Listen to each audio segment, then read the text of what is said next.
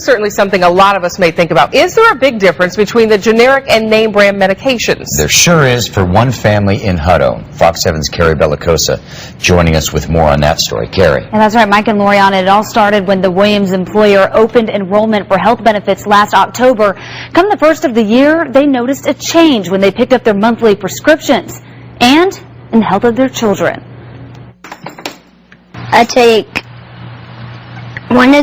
two of these and one of these, and five in the morning and 5 at night. 8-year-old Mark Williams and his sister Elizabeth, age 16, live with epilepsy. These are the generics, and these are the name brand. And she knows the difference. Elizabeth has relied on epilepsy drugs almost all her life to control seizures and other effects of the disorder. But when her parents' health benefits changed at work, so did the meds. So there was no longer a $35 copay for name brand medication. It was you have to pay essentially the full cost of the medication or pay $5 for generic. The full cost, $1,500 per prescription.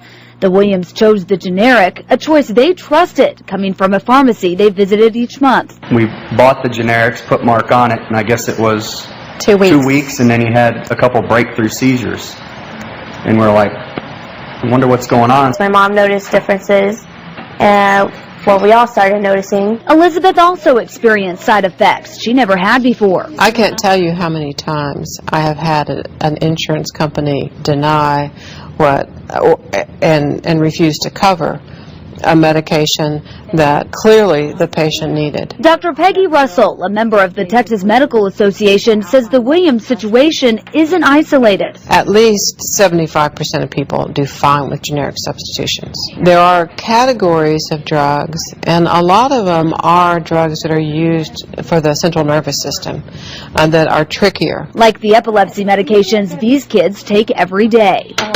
$1,500 or $5. The Williams say putting a price tag on their children's health isn't an option for them. It's about the price. It's about who's saving the money at the highest level. And it irritates me, it frustrates me, it angers me, because my children's lives are on the line and you want to save money.